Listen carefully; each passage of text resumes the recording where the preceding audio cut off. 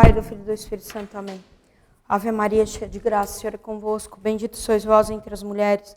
Bendito é o fruto do vosso ventre, Jesus.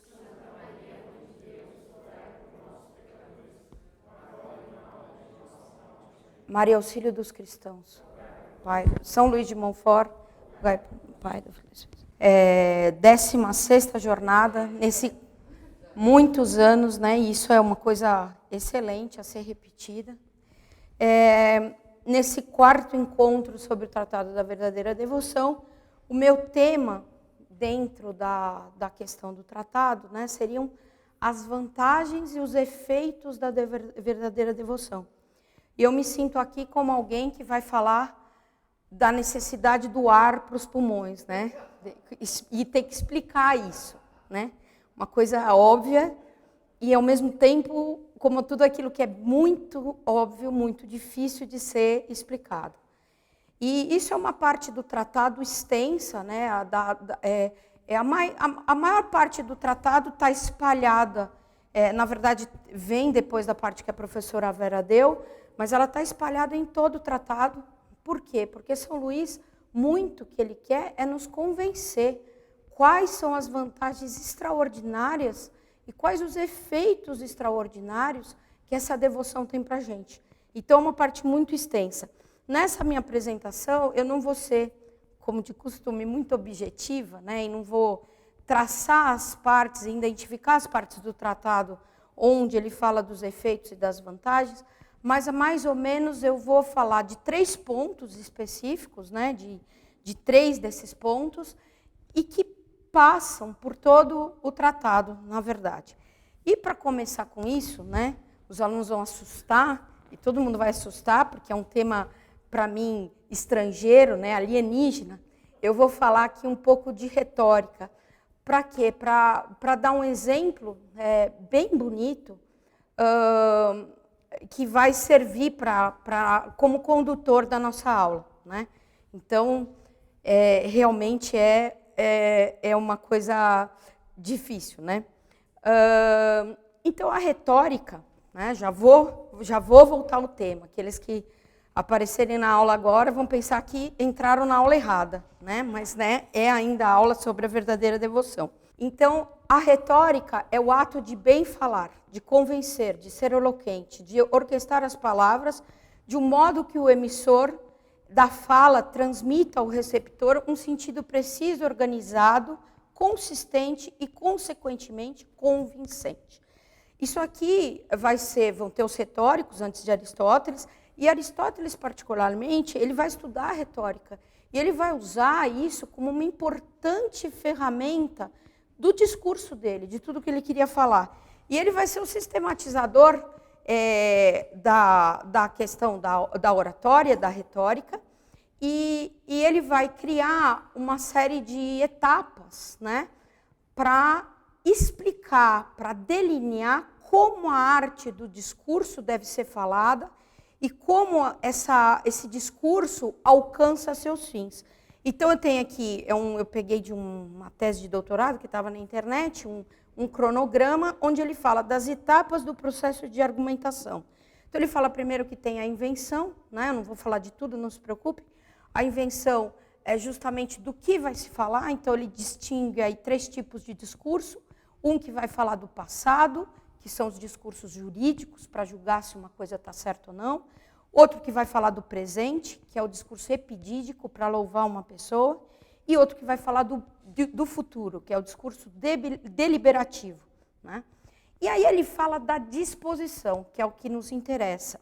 Ele fala de como fazer essa fala, sabendo que é um dos 2 temas. E aí ele fala das partes do discurso. Então, ele fala das partes do discurso. As partes do discurso, ele fala que são 4, né? Que é o exórdio, a narração, a confirmação e argumentação e a conclusão ou epílogo, né? E epílogo. Essas partes, quem está acostumado aí com vestibular, com essas coisas todas, já é mais ou menos parecido com a questão da redação. Porque isso daqui não é uma invenção dele, é uma constatação de como se fala bem, tá? E o que eu queria comentar aqui, então, especificamente, é a respeito do exórdio, né? O exórdio, que é esse primeiro pedaço do discurso, é um pedaço importante, onde a gente vai preparar o espectador, a gente vai captar a atenção. O Aristóteles ele compara o exórdio ao prelúdio. O prelúdio é aquela primeira obra introdutória de uma orquestra, de uma música que vai ser tocada, que vai dar o tema de todo o resto, né? Nas próprias músicas, principalmente nas músicas barrocas, toda a música vai ter isso. Toca o tema, muito simples, muito claro, e depois esse tema vai sendo repetido, trabalhado, e vai sendo levado às alturas, né, para depois vir numa conclusão. Então ele fala do exórdio, da importância do exórdio. O exórdio, ele anuncia a obra, anuncia o que vai ser tratado. Ele, portanto, ele resgata uma memória. Como ele vai falar o problema, o que vai ser tratado naquela obra, ele fala onde as pessoas estavam, qual era a situação das pessoas. Depois, ele faz uma alusão. Essa alusão, em grandes linhas, ele dá temática da obra, ele dá um resumo da obra. Quando o exórdio é bem feito, você tem toda a obra ali no exórdio, né?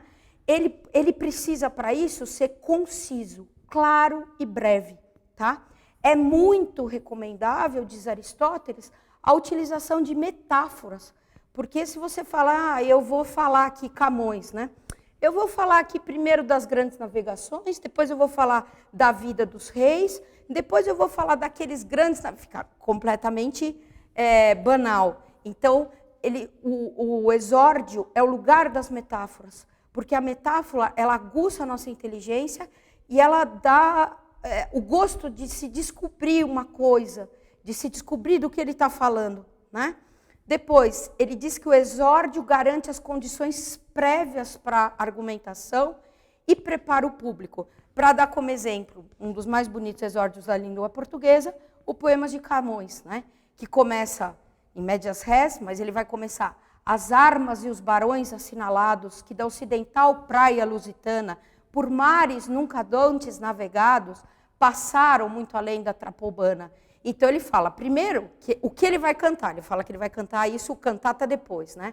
Mas ele fala, eu vou cantar esses grandes homens que fizeram essas navegações.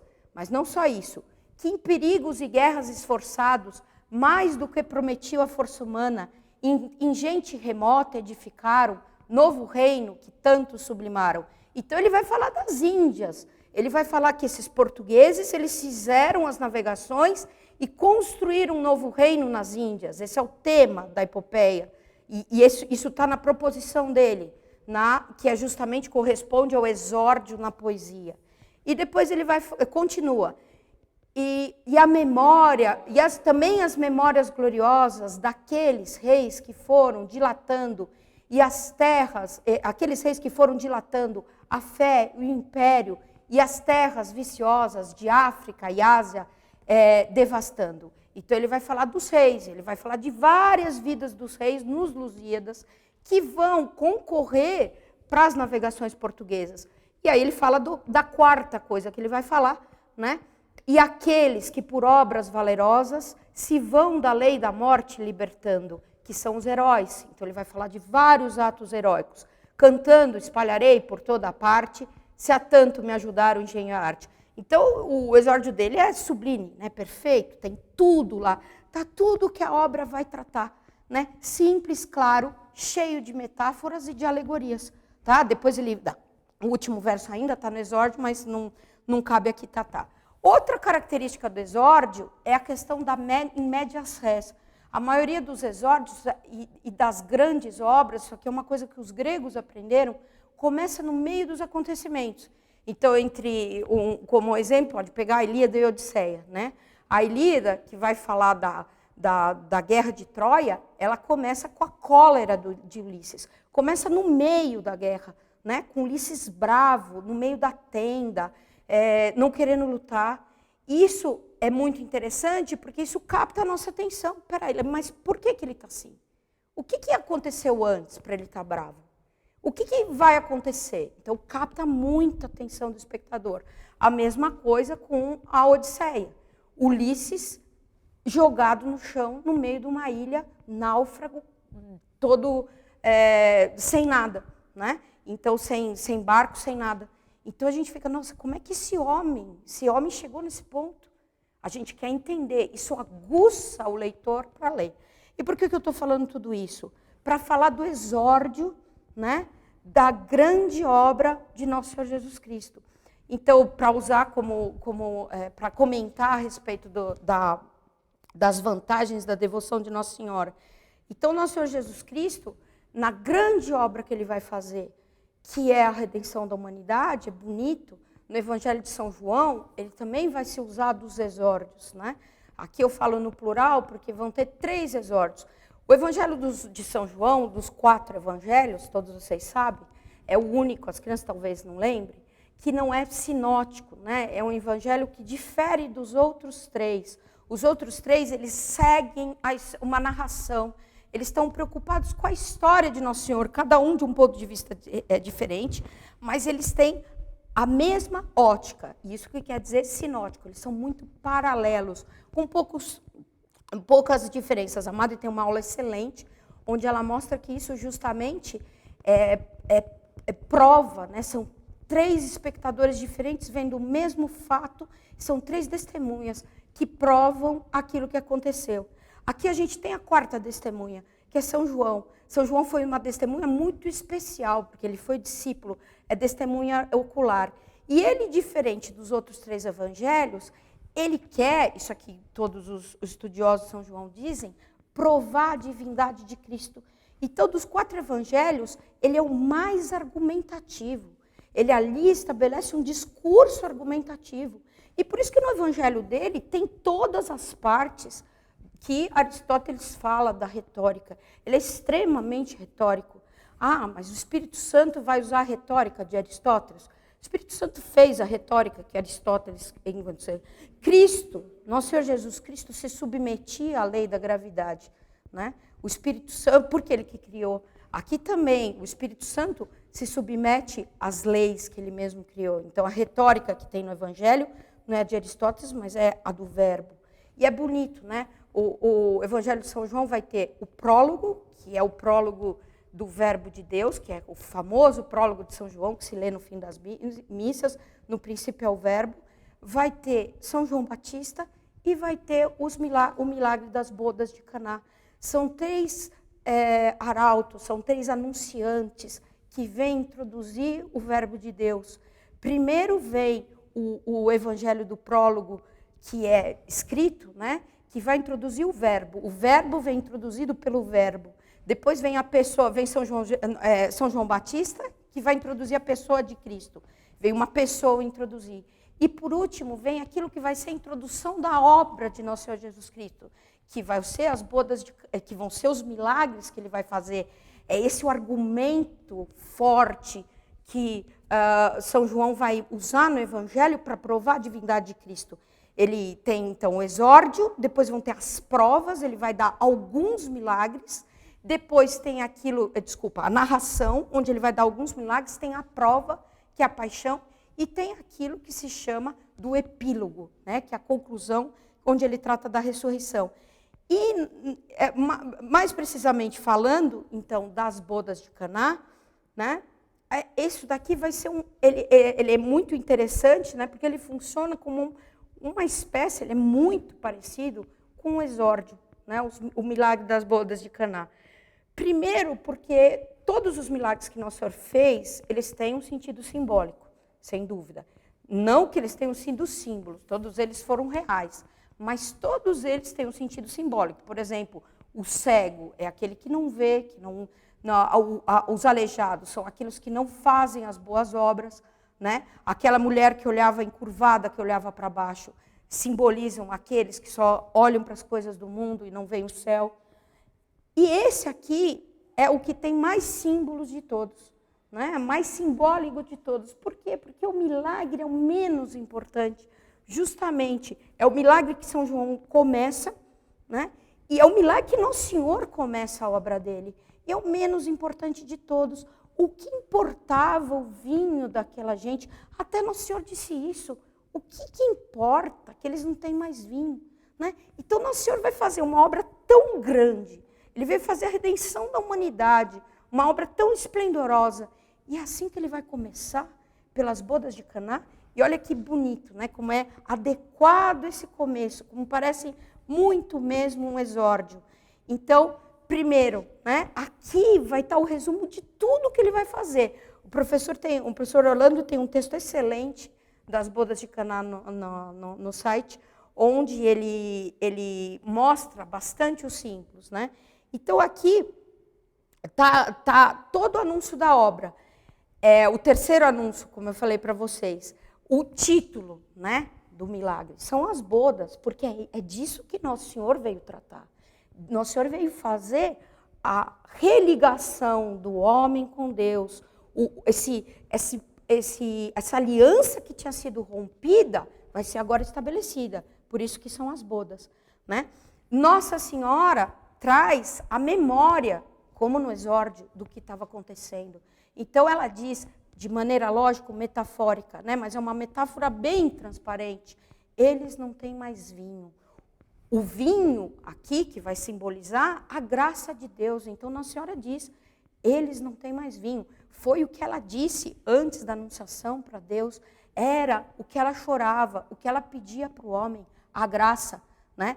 Como é característico de um exórdio, ele também é conciso, claro e breve. Então, toda a história de Caná é um parágrafo, né? Ele é menor que a proposição do Camões. Tá?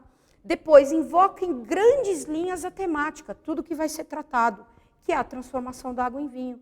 A transformação da água em vinho, que foi um milagre real, não é, na verdade, uma metáfora da grande obra que Nosso Senhor vai fazer, de transformar a natureza humana decaída em pecado, restabelecer e transformar ela num bom vinho, né? E ele usa para isso uma metáfora. Faz um milagre, mas é um milagre que eu falo, como eu disse, que é um dos mais metafóricos que tem.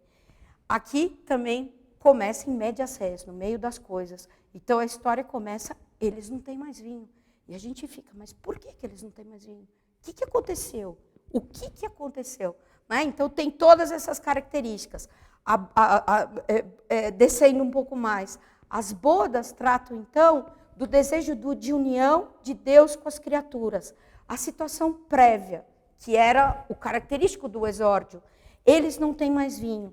Né? Então, é o argumento de Nossa Senhora que fala da pobreza e da miséria que se encontrava o homem, metaforicamente aqui. Né? O homem não tinha mais vinho, tinha acabado. A graça de Deus não estava mais com o homem. E aí Nosso Senhor fala, né, que temos, isso aqui é bonito, que o padre comentou no sermão, que temos eu e tu com isso. Quer dizer, aqui também, esse pequeno exórdio vai falar dessa situação. Eu, Cristo, e você, Nossa Senhora, né, nós somos imaculados. O que a gente tem a ver com o fato deles não terem mais vinho, de não terem a graça de Deus?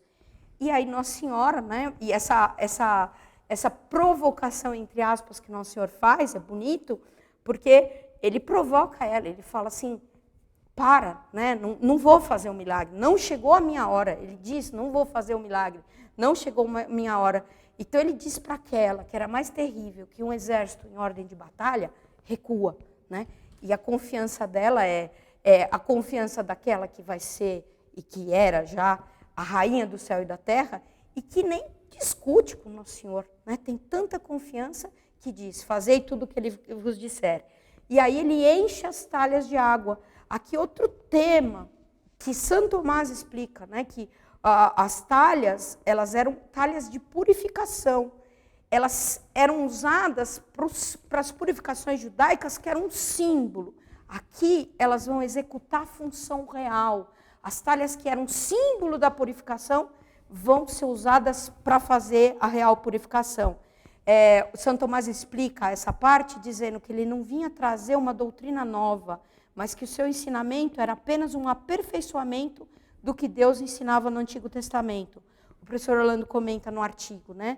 As talhas simbolizam o coração de pedra do homem, que se enche de lágrimas de arrependimento. E só assim, vazias não, vão ser transformadas em vinho. Quer dizer, diferente do que dizem os protestantes, que Cristo faz tudo, não. tinham que ser, o coração do homem empedernido devia ser enchido com as lágrimas de arrependimento. E aí se faz a transformação de água em vinho, que simboliza a redenção do homem. O arquiticlínio, que simboliza Deus Pai, era o chefe da festa, o chefe das bodas é Deus Pai. Ele diz, esse vinho é melhor que o primeiro. Por quê? Porque aquilo que Deus criou, Nosso Senhor reparou de maneira esplêndida. Então, aquele homem, Adão, né, foi reparado e restabelecido com a graça de Deus de maneira esplêndida. Esse vinho, que era o novo homem, era muito melhor que o vinho de Adão. Tá? E aí o Evangelho vai dizer, por esse modo, deu Jesus princípio aos seus milagres em Caná da Galileia e manifestou a sua glória, e os seus discípulos creram nele. Né? Então, esse milagre é bonito, porque justamente ele funciona muito bem como exórdio.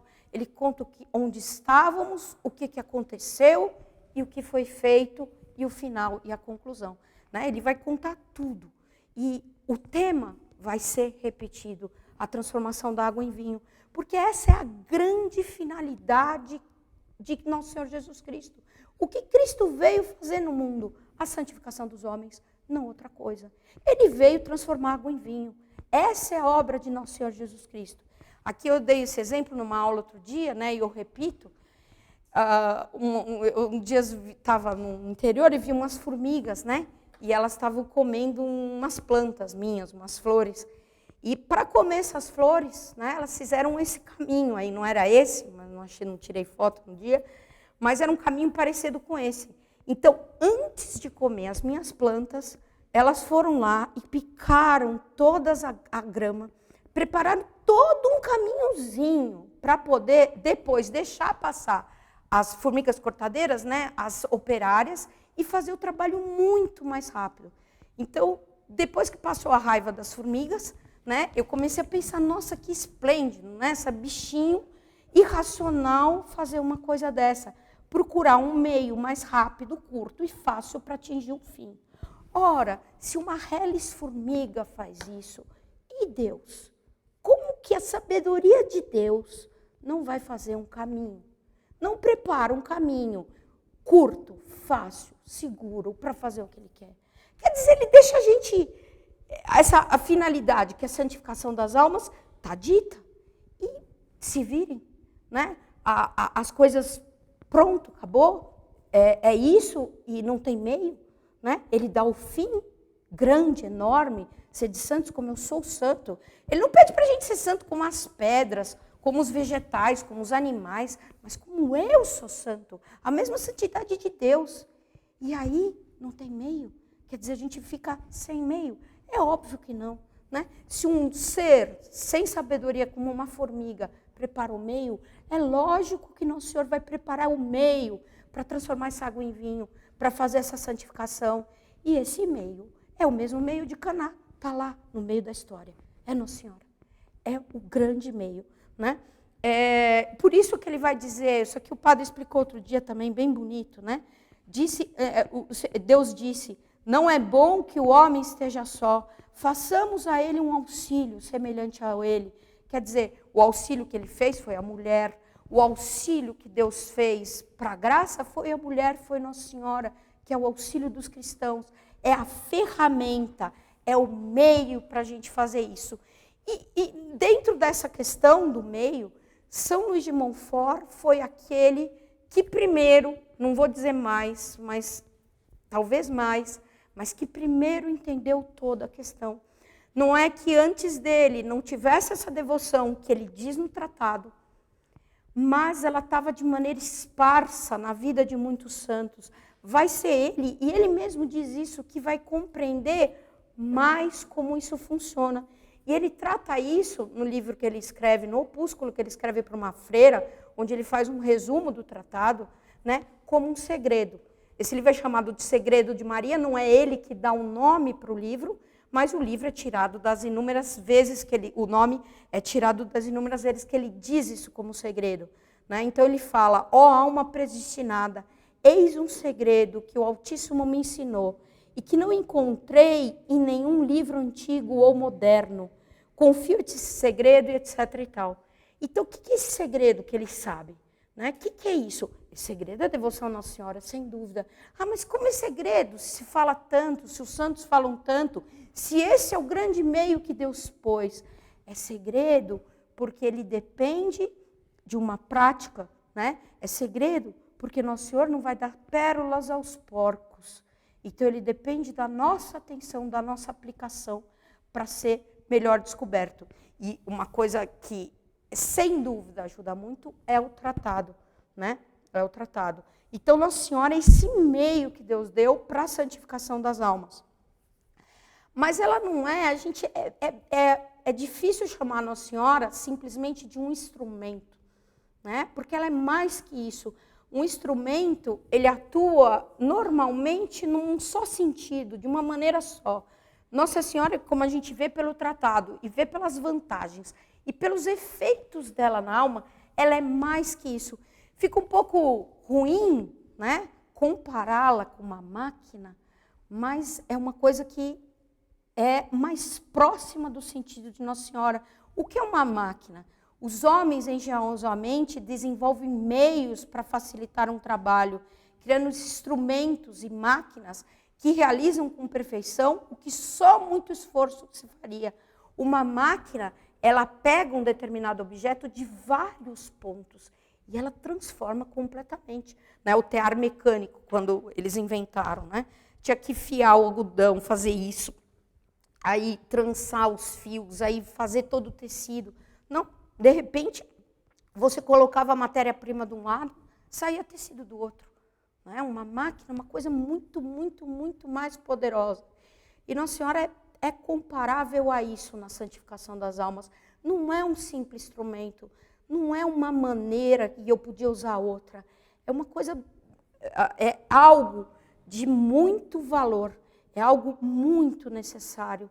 É uma coisa que não é impossível, como São Luís diz, a santificação de uma alma sem Nossa Senhora, aparente, né? Porque como ela é medianeira de todas as graças, essa santificação vai sempre pela mão dela, mas é muito difícil, muito difícil. E com ela é fácil. São Luís de Montfort fala que ela é um caminho, esse caminho de Nossa Senhora é fácil, é curto, é perfeito, é seguro. Ela faz as coisas ficarem fáceis, né? Dante tem um verso bonito, né, que ele fala: mulher, é tão grande e tanto vales que quem quer a graça e a ti não recorre, seu desejo é o de voar sem asas. Da mesma maneira, né, a santificação sem a devoção à Nossa Senhora, e particularmente sem o meio dessa devoção que ele ensina, é uma coisa muito, muito, muito, muito difícil. Né? Um caminho muito difícil. E por isso que a gente, como ele é um meio tão determinante para um fim, e não é um fim comum, né? O fim de Deus, a santificação das almas, mas é o nosso fim. A gente está aqui para isso. A gente não está aqui para ficar rico, para ganhar dinheiro, para ter prestígio, para nada. Deus pôs a gente um tempo nessa vida e depois vai tirar a gente dessa vida só para a nossa santificação. Esse é o nosso trabalho, que a gente pode executar de melhor ou pior forma. A gente não veio aqui para se divertir, para passear. A gente veio aqui para se santificar. E para se santificar, então, que é esse meio tão importante, se essa devoção é tão importante, ela deve ser muito um objeto do nosso estudo. Se a gente está na 16ª jornada de estudos, né? E tem vários outros meios de estudar essa devoção, mas isso deve ser um objeto do nosso estudo, isso deve ser uma preocupação, é o meio que Deus deu, é o jeito fácil de chegar ao nosso fim. Então não é um acessório, não é uma coisa que a gente deve tratar como uma coisa extra na nossa vida, ou que também temos, é um meio principal. Então, o estudo desse meio, o estudo do Tratado da Devoção, o estudo de Nossa Senhora, é um estudo fundamental para a gente. Está aí o caminho, é o atalho. São Luís de Montfort fala de atalho. É o atalho para a gente chegar no nosso fim. Ele diz até, né, no livro, uns ficarão no que é exterior e não passarão além. Porque eu já vi crianças falar, não, eu já fiz a devoção à Nossa Senhora. Né? Então ele fala que isso é só o começo, é excelente assinar o papel, fazer a consagração, mas isso é o começo, tem muito trabalho a ser feito. Tem todo o trabalho da nossa santificação. O trabalho por esse meio é muito mais fácil, mas para isso a gente tem que se aplicar a ele.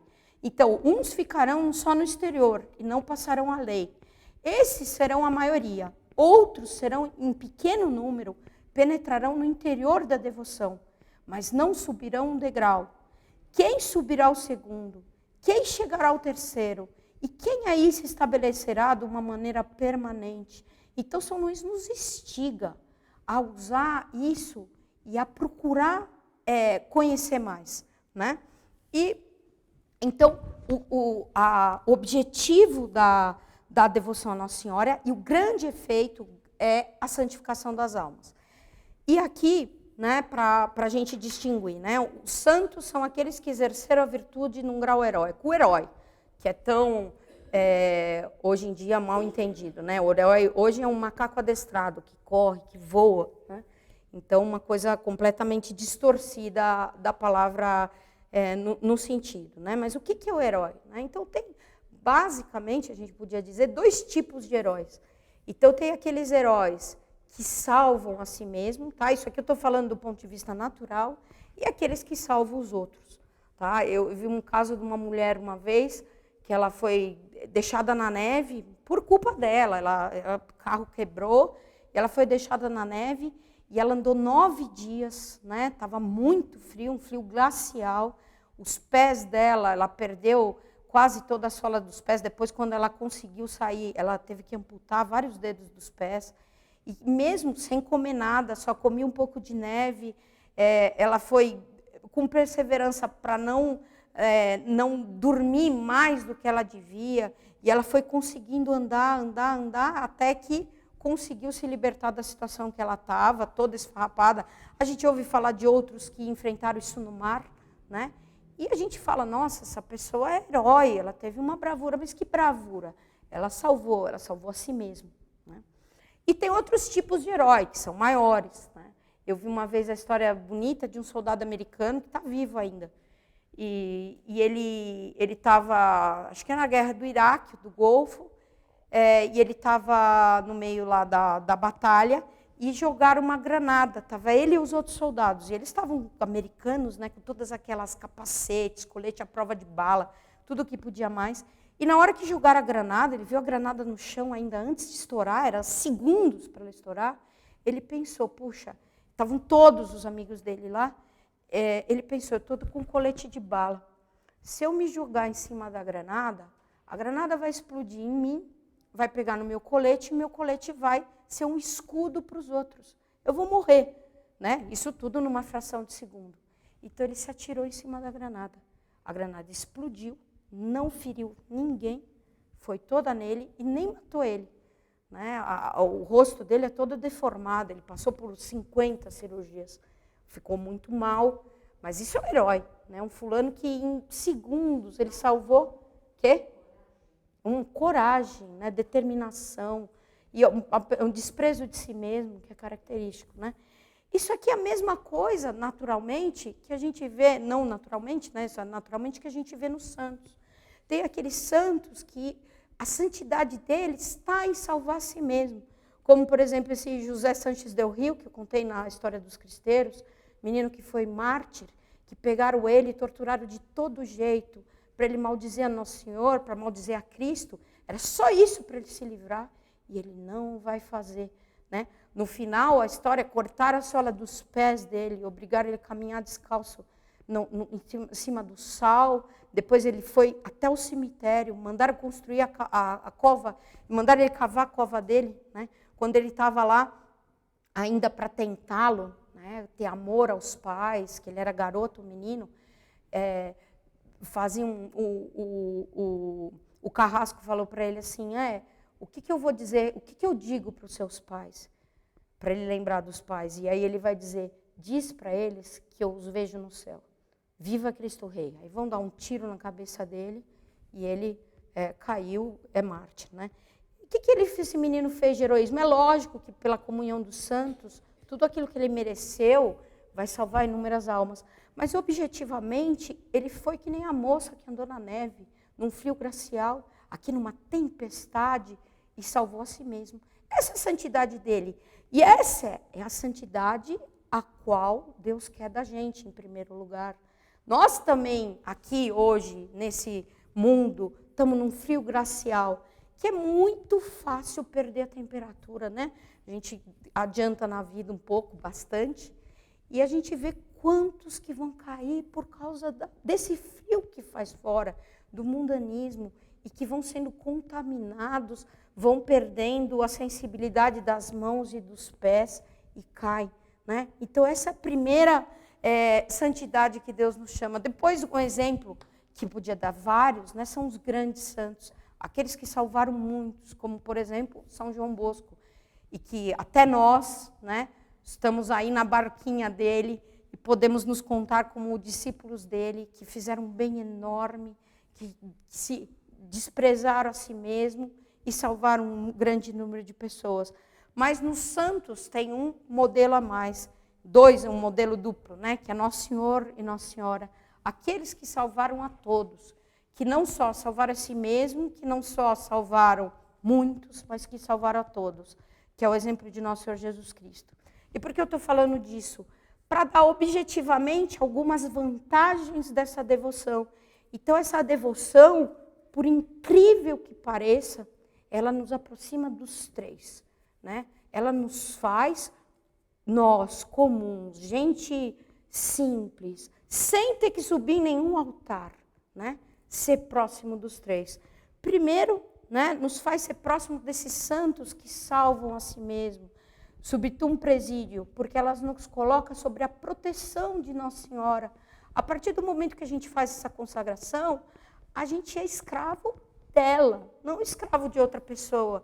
A gente pertence a ela e Nossa Senhora cuida de sua propriedade, ela cuida daquilo que é dela.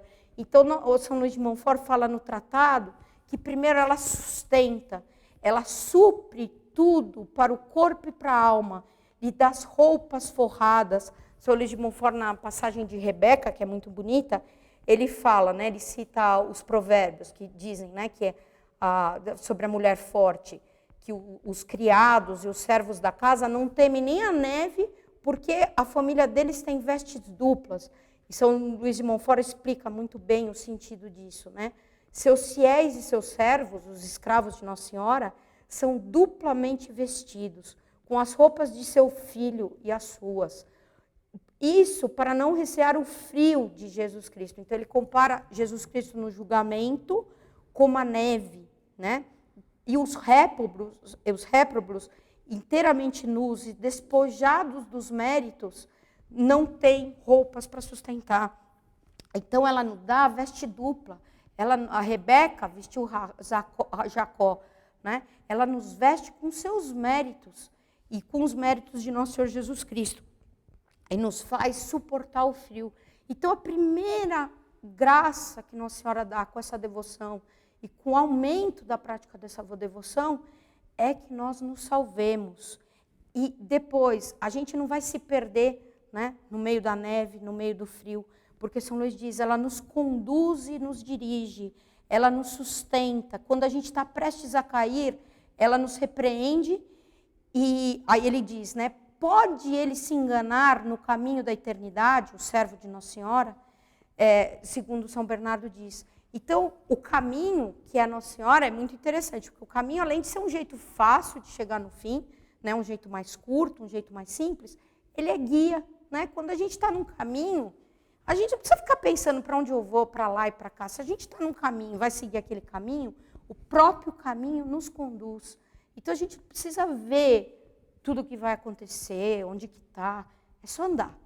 É só andar. É só levantar e andar. E assim é a devoção à Nossa Senhora.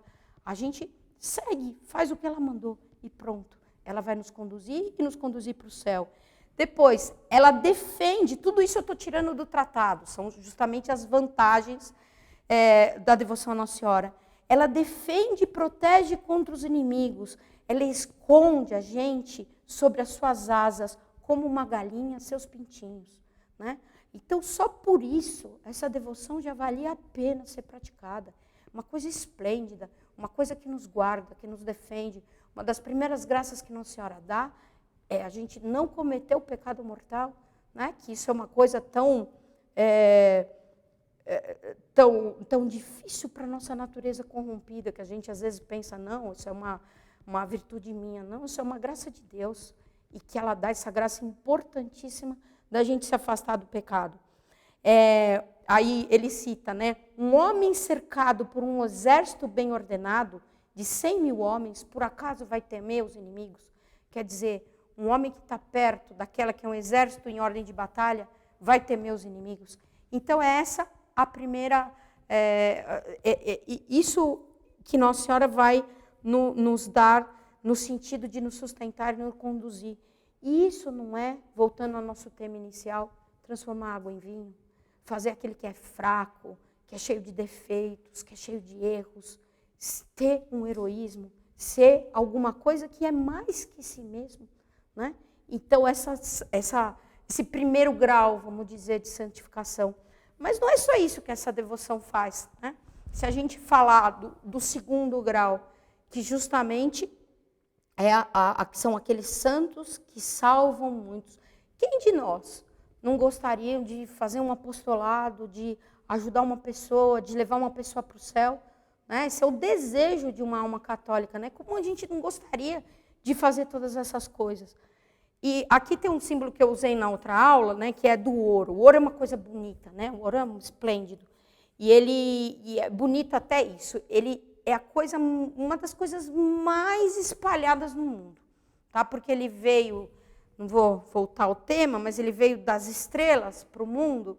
E não é uma coisa que é criada na Terra. Uma coisa que veio uma chuva. Eles falam que por causa do peso atômico dele, ele não pode ter sido gerado na Terra. E nem pelo Sol. Então, ele veio nem pela estrela que gerou a Terra, ele veio uma chuva estelar posterior. E isso impregnou tudo de ouro. O ouro está em todo lugar. Só que esse ouro que está em todo lugar, na terra tem ouro, no mar tem ouro, em todo lugar você tem ouro. Esse ouro que está em todo lugar não serve comercialmente, porque é muito difícil. O ouro que está em todo lugar, então, tem mais ou menos 1 quilo de ouro a cada 200.000 toneladas na terra. Isso equivale a 1 grão de areia de ouro numa piscina olímpica. Né? Então, não é nada, não vale a pena eu explorar esse ouro. É muito difícil.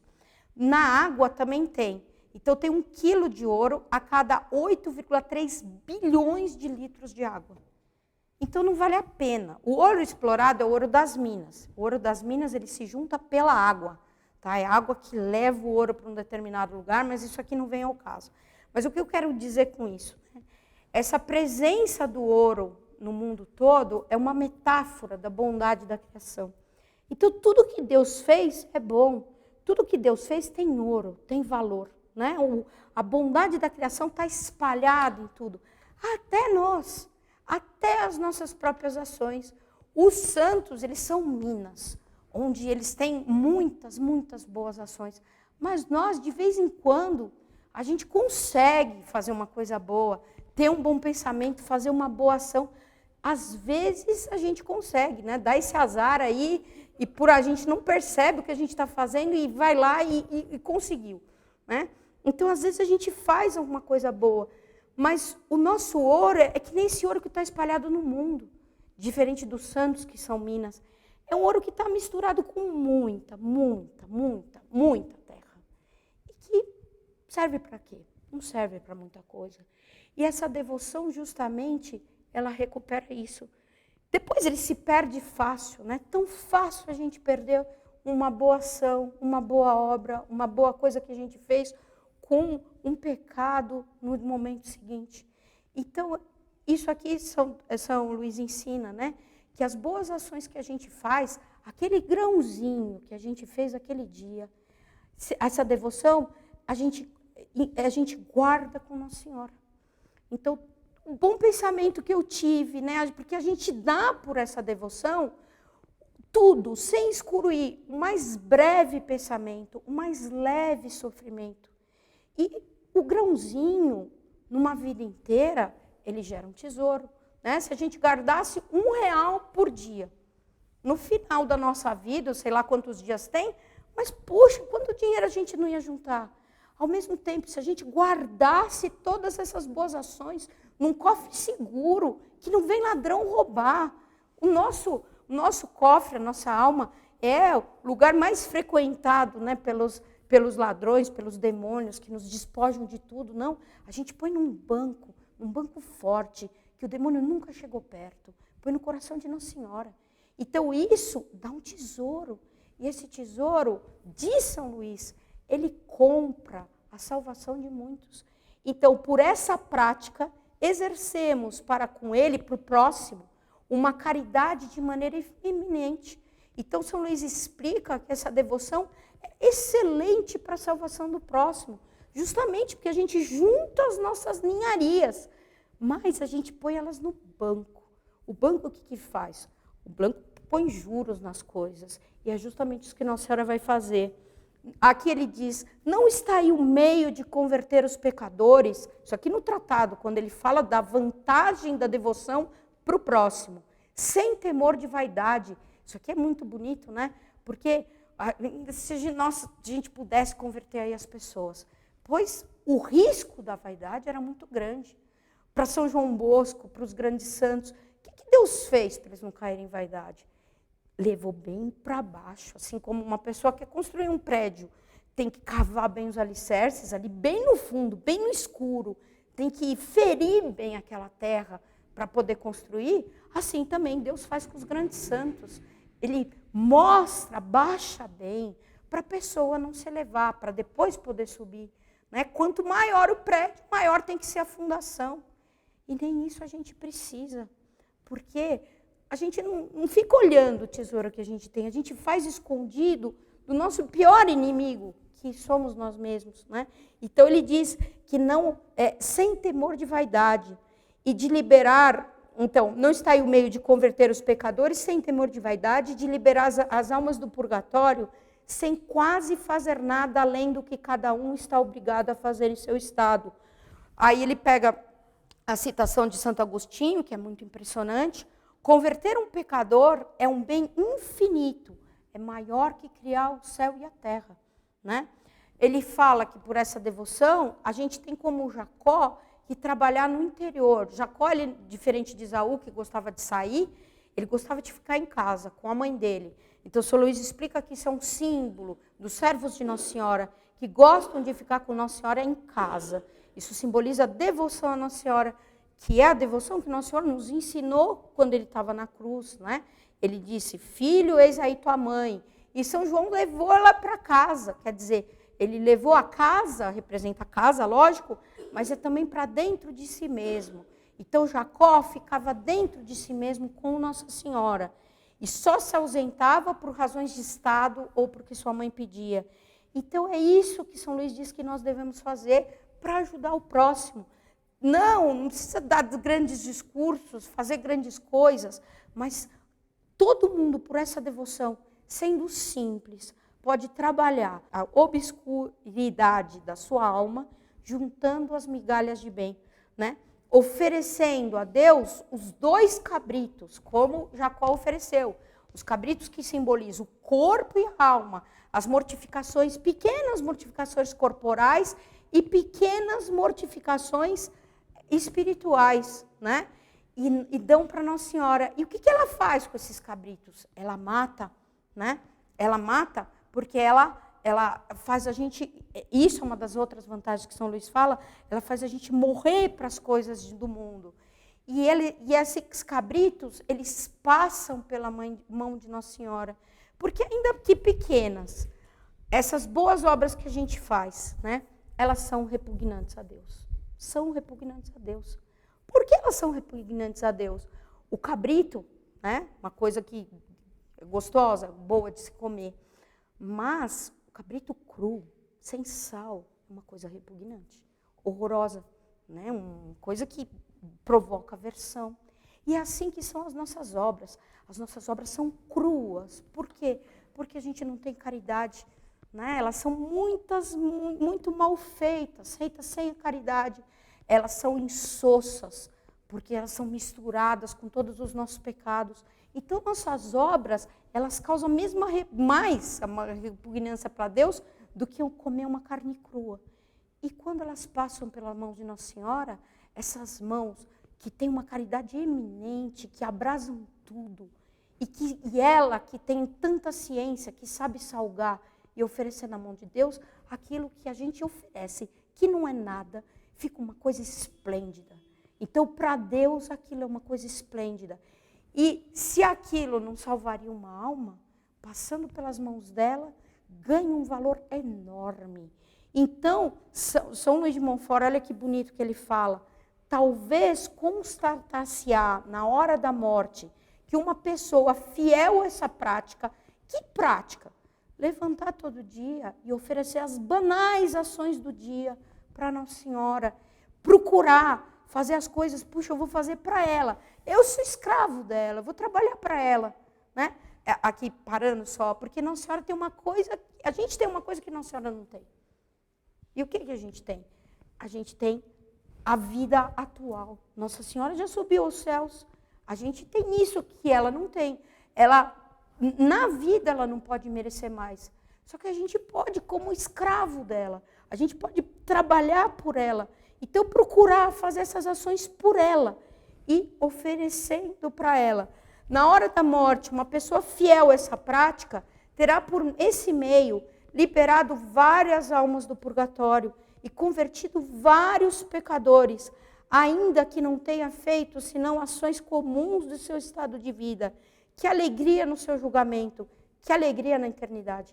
Quer dizer, então essa devoção, né, ela nos transforma, por assim dizer, nesse segundo tipo de santo.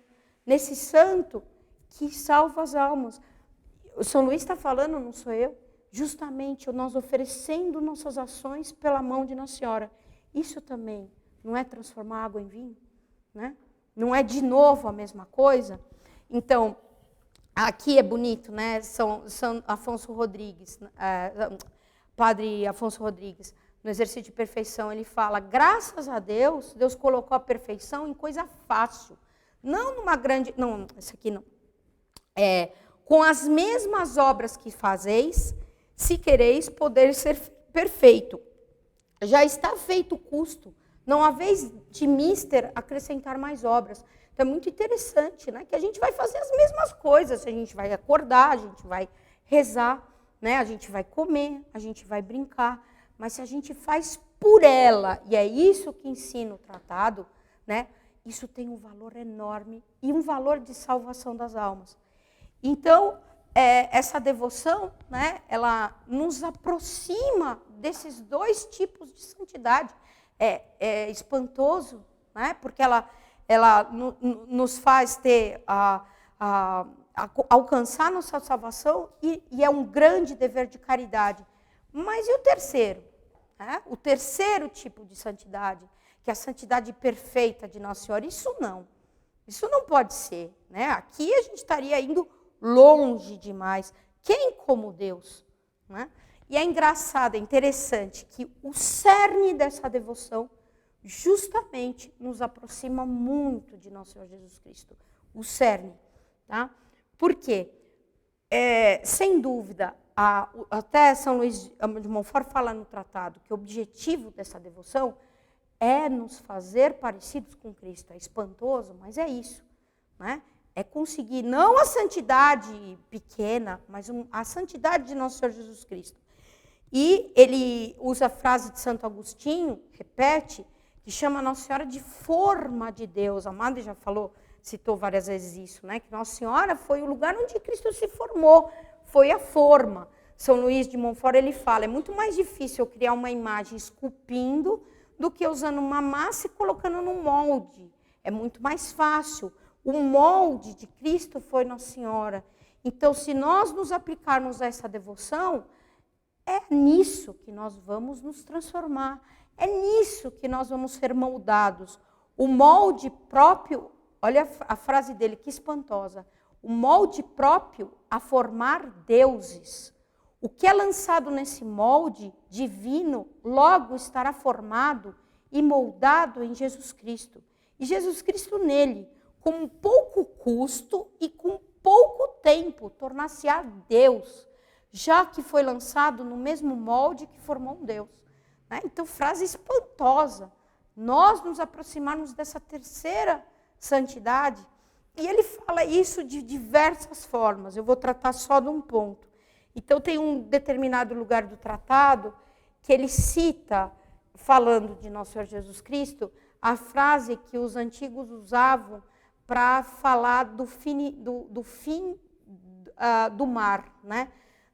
Das colunas de Hércules. As colunas de Hércules são o Estreito de Gibraltar, que eram vistos como colunas, porque eles se projetam para dentro do mar Mediterrâneo, e eles diziam que dali ninguém podia passar. Né? Por que ninguém podia passar dali? Eu expliquei um pouco isso quando eu falei das navegações portuguesas, mas é justamente por causa de corrente de vento. Né? Os barcos não conseguiam, então sempre paravam ali.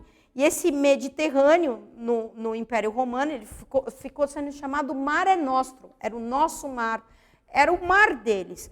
E dali ninguém podia passar. Então eles usavam essa expressão, que Hércules, né, nas colunas, o gigante, ele dizia non plus ultra, né, daqui não podeis passar. Os espanhóis, eu comentei isso na aula, quando eles passaram, eles vão escrever no escudo dele plus ultra, né, mais além. Então, non plus ultra quer dizer não mais, não pode passar, era o limite.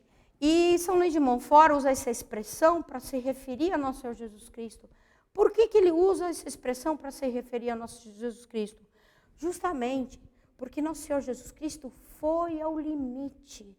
Ele fez tudo o que ele podia fazer. Ele viveu uma vida de pobreza, de esquecimento. Depois ele foi desprezado, ele foi aceitado. É bonito na agonia dele, né? Quando ele sofreu agonia, o sangue dele saiu por todos os poros da pele dele. Isso representa a contrição do corpo místico de Cristo, que é por todos os homens. Né? Então, todo o poro da pele dele sangrou. Ele sofreu flagelação, ele foi açoitado, ele foi curado de espinhos. Aqui eu coloquei a figura do sudário, e uma imagem que fizeram recriando numa escultura como o corpo de Nosso Senhor teria ficado. Né? Então ele podia ali da cruz, depois ele foi crucificado, escarrado, vilipendiado, ele podia ali da cruz dizer para Deus, né? Porque ele veio fazer a redenção, nós sabemos que ele podia fazer a redenção com uma simples jaculatória, mas ele tinha um argumento forte, ele podia dizer para Deus, non plus ultra. Isso aqui, não desse jeito, mas São Luís de Montfort faz referência. Então, quer dizer, o que eu posso mais? Eu cheguei no limite. E ele diz isso, quando ele diz, tudo está consumado. Quer dizer, não tem mais nada. O que mais eu posso fazer? Olha para o meu corpo. Cadê 1 centímetro? Cadê alguma coisa que possa ainda sofrer? Né? O que mais eu posso fazer? Então, esse é um argumento forte para Deus. Como é que Deus, né, vai exigir mais o quê? O que mais ele podia fazer? Ele chegou no limite do que se podia sofrer e padecer. E é bonito que ele diz isso para Deus, mas ele diz também para a gente. Porque a cruz tem 2 sentidos, um que vai para o alto e um que vai na horizontal, que serve e que abraça e que nos abraça. A cruz, o sacrifício de Cristo, ele foi feito para a reparação dos nossos pecados, mas também para nós, para o nosso bem. Nós, como criaturas livres, né? Deus, se quisesse uma criatura que o amasse sem liberdade, ele já tinha os animais. Ele nos criou como criaturas livres.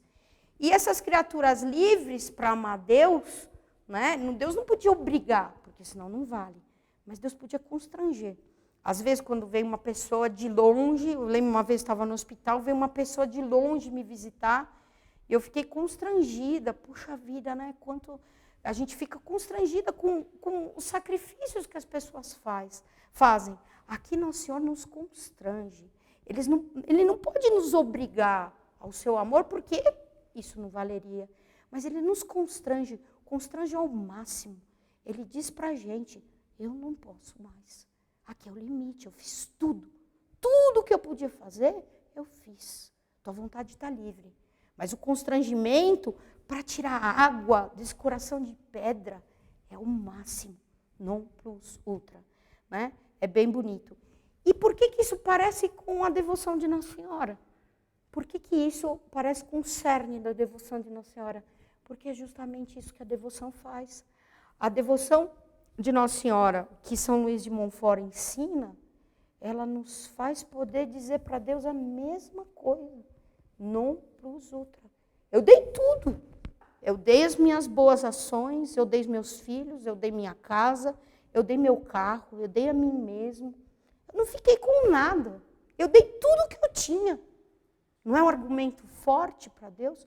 Non plus ultra. Não tem mais nada. Chegar São Luís fala, né, que a pessoa vai chegar no julgamento e falar, cadê essa pessoa que não fez nada de bem, não tem nenhuma boa ação, não tem nada que ela fez, né? E que Nossa Senhora vai nos defender dizendo que nós demos tudo para ela. Então essa devoção, por fim, de vários meios, mas principalmente por isso, ela nos aproxima de Nosso Senhor. E esse é um bom argumento para Deus. O mesmo argumento que Cristo usou, né? Eu cheguei no limite. Tudo que eu tinha para dar, eu dei. Eu não fiquei com nada. A gente não fica com nada. A gente se despoja de tudo, como o Nosso Senhor se despojou. Só que o nosso tudo, é lógico que não é o tudo de Deus. É um tudo parecido com o do bom ladrão. O bom ladrão é bem bonito, né? Ele era ladrão. Ele tinha roubado. Ele tinha roubado a vida inteira. Ele tinha roubado a juventude, porque ele devia ter dado glória para Deus que ele não deu. Ele tinha roubado a idade adulta. Ele tinha roubado os pensamentos. Ele tinha roubado em palavras, em ações. Ele tinha roubado tudo de Deus. Deus deu tudo para ele e ele roubou tudo. Ele era ladrão. Ele tinha roubado. Como nós somos ladrões. Nós roubamos tudo aquilo que a gente devia dar a Deus. A gente devia usar nossa vida, nossas mãos, nossa respiração, nossos bens, tudo que a gente recebeu de Deus para Deus, e a gente rouba. A gente não usa para Deus. A gente é ladrão, como um bom ladrão. Só que aí, quando ele estava na cruz, o que ele faz? Ele dá aquilo que ele tinha, tudo para Deus. O que ele tinha? As mãos estavam amarradas, os pés estavam presos, mas a voz estava solta. E ele reconhece a divindade de Cristo, ele defende Nosso Senhor, ali preso, que nem um miserável. Ele dá tudo o que ele tinha para Deus. E aí, como dizem os santos, ele faz o último roubo. Ele rouba o coração de Nosso Senhor, porque ele deu tudo. Ele deu tudo, mas ele não tinha quase nada. Ele tinha um fiapo de vida que estava escorrendo pelas mãos e pelos pés. Ele tinha um resto de tempo. A vida inteira ele roubou. Ali ele teve um resto de tempo. Mas ele rouba tudo de Nosso Senhor. Porque ele deu o pouco que ele tinha, mas deu tudo. Nosso Senhor deu tudo para ele. Deu o céu naquele mesmo dia. Né? Naquele mesmo dia. Perdoou toda a dívida dele. Né? Então, o bom ladrão, ele vai fazer a mesma coisa que o óbolo da viúva. Né? A óbolo da viúva é louvado, ela tinha pouco, mas ela deu tudo. E a mesma coisa que essa devoção faz. Essa devoção, ela nos rouba, ela faz roubar o coração de Deus, porque a gente dá tudo. Lógico, né? O quanto mais a gente praticar isso, mais a gente vai se aproximar de tudo isso. E isso não é, de novo, voltando ao nosso tema e concluindo, transformar água em vinho, né? Fazer de nós que somos fracos, cheios de defeitos, cheios de problemas, gente que pode resistir às adversidades, gente que pode fazer caridade com o próximo, gente que pode dar tudo para Deus. Né? Isso não é transformar água em vinho? Isso justamente fez encanar Nossa Senhora e ela faz de novo por essa devoção. Por isso que essa devoção é um segredo, é um segredo. É um segredo escondido. Né? Eu fiz uma comparação de Nossa Senhora com o mar. E o mar é uma coisa imensa, só que é uma coisa muito desconhecida, porque a luz não penetra na água. E ela é comparável nisso também com Nossa Senhora. A gente consegue ver a grandeza de Nossa Senhora, é imenso, mas a gente não consegue ver a profundidade. O fundo do mar é menos conhecido que a superfície da Lua, que está a quilômetros e centenas, milhares de quilômetros da gente. E por quê? Porque assim também é essa devoção à Nossa Senhora. A gente só consegue entender se a gente procura praticar, né? É por isso que Deus esconde desse jeito. Deus esconde, como que Deus esconde uma coisa tão grande? Dessa maneira, né? E essa prática começa com a meditação, que a Madre vai falar um pouco sobre a meditação Nossa Senhora, mas é o primeiro degrau, né? Só para concluir, né? O primeiro degrau para a gente começar nessa devoção, porque com a meditação é impossível a gente não se aproximar de Nossa Senhora. Tantas pessoas agem mal no mundo por causa dos olhares. Uma pessoa e duas pessoas trocam olhares e agem mal. Por quê? Porque o olho é por onde entra o amor. O olho, olhar, a Sagrada Escritura já diz, não fiteis na beleza de ninguém. É um meio fácil pelo olho e o nosso coração. Assim também, como é que a gente se aproxima de Nossa Senhora? Pelo olho da alma, que é a inteligência, pela meditação. É impossível a gente não olhar para Nossa Senhora e não crescer na afeição. A Laura já introduziu o que eu tinha para dizer. O meu assunto hoje seria a preparação dessa nossa terceira semana, que são as meditações sobre Nossa Senhora. A Laura diz bem de dizer que a meditação e o próprio ato da consagração é só o início dessa maravilha. Então, nós devemos nos aplicar, mas como eu disse, nos aplicar, como eu disse na primeira e na segunda aula, nos aplicar tranquilamente. Nenhum de nós se preocupa muito quanto o juiz que vai nos julgar é a mãe. Então, a gente deve se aplicar. Já, enfim, fizemos a primeira parte, 12 dias de preparação, fizemos 6 dias para conhecimento de nós mesmos, agora entraríamos no conhecimento de Nossa Senhora. Devemos nos aplicar, procurar fazer bem a meditação, com um daqueles 2 métodos que eu disse, mas com tranquilidade. É a nossa mãe, nós estamos fazendo para a nossa mãe. Uma mãe, vocês imaginam uma criança de 3 anos que decorou um poema para recitar no dia do aniversário da mãe, o pai ensinou. E aí põe lá a criança na frente do bolo para recitar o poema. A criança passa o dedo no bolo, esquece metade do poema, não presta atenção. No fim, o que a mãe acha? A mãe acha lindo, maravilhoso. Então, Nossa Senhora só quer esse nosso esforço. O que nós vamos usar para essas meditações sobre Nossa Senhora? Claro, cada um é livre. Tem várias coisas que a gente pode fazer. Uma delas, usar o próprio texto do tratado. São Luís, no próprio tratado, ele vai explicar muito bem quem é Nossa Senhora.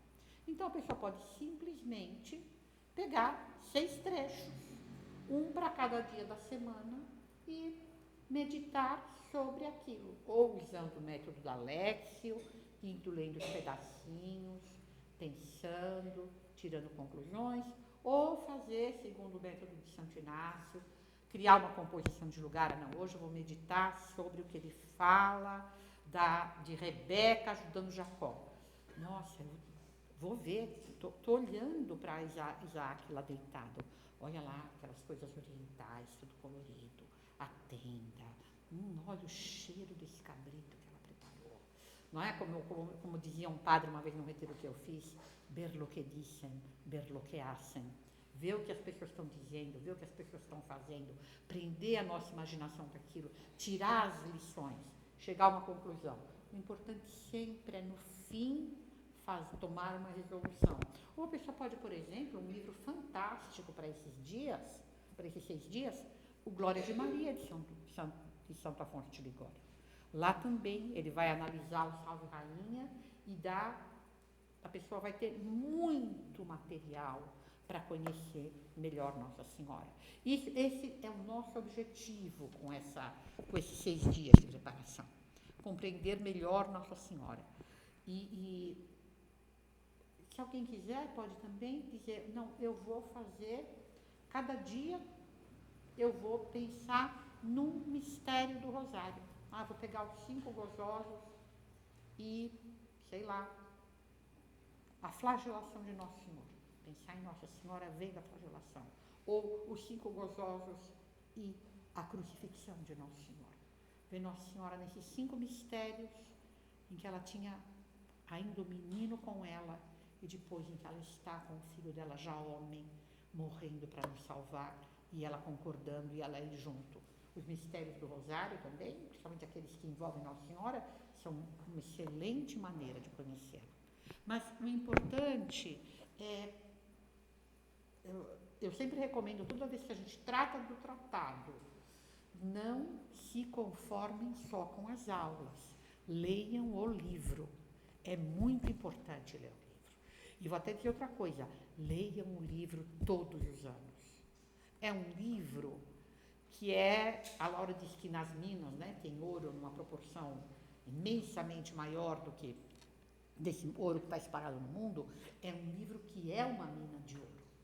E toda vez que você o ler, você vai encontrar as pepitas. É um livro que precisa muito ser lido. Vocês não se conformem em ter só aula sobre o tratado. Leiam o livro, releiam o livro outra vez. O importante é compreender que essa Nossa Senhora é esse grande tesouro, que a gente deve sempre procurar compreendê-la mais e que nunca a gente vai entender o milionésimo do milionésimo do milionésimo daquilo que ela vale. Mas aquilo que a gente entender vale mais para a gente que todos os tesouros do mundo. Então, acho que é isso. Com isso a gente encerra. Em nome do Pai, do Filho e do Espírito Santo. Amém. Ave Maria, cheia de graça, o Senhor é convosco. Bendita sois vós entre as mulheres e bendito é o fruto do vosso ventre, Jesus. Santa Maria, Mãe de Deus, rogai por nós, pecadores, agora e na hora de nossa morte. Amém. Maria, auxílio dos cristãos. Rogai por nós. São Luís de Montfort. Rogai por nós. Em nome do Pai, do Filho e do Espírito Santo. Amém.